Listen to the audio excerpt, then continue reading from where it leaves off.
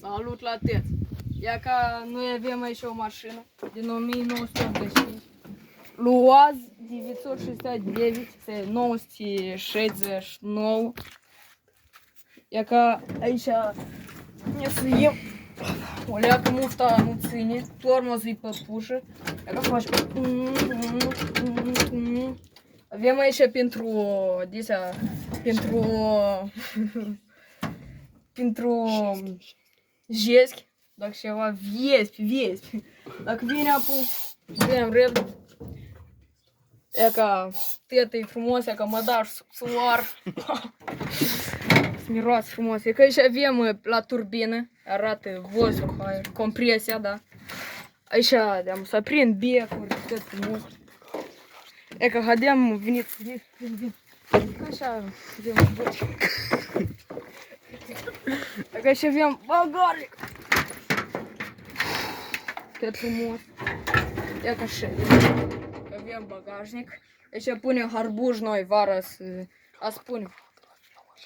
La mașină, la motor, haidem amu. Știți? Și că aici e motorul. Că aici vine delcou. Că aici toți vin baciocurile de la tormoz, Ăsta e bacul de benzină. Că avem filtru. Motorul ăsta e în 4 cilindri, V-obrazный. Și e ca acumulatorul.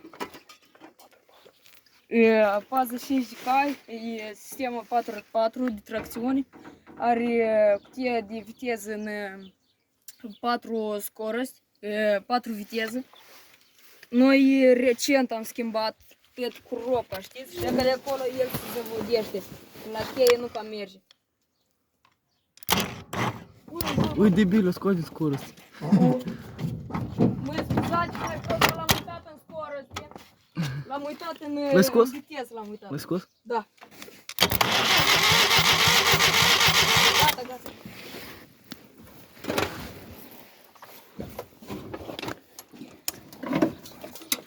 Și e ca noi am scos motorul aici cu mai mulți pățani. Noi am scos motorul cu mai mulți pățani. Da, e ca cu electrici, ca cu dinamo, tot avem probleme destul de multe. Dar în rest, noi e ca vara asta să-l facem, să ne ducem și să facem vloguri pe fishing. E ca cu robca și e veche, am și o să vă arătăm, ei o leacă în iarbă.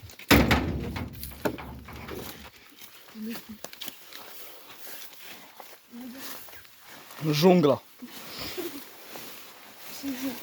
Cu manioc așa o pusă. E ca cu robca și e veche.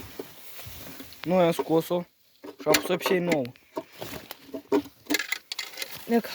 E ca am și o să vă arătăm unde ei era formată. Stai că sfat, ai mărțești.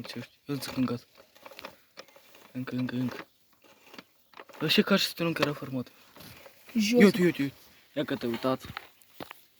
Toți era... Încă erau două. Căroci, îți vreo două și serios. Vreo două...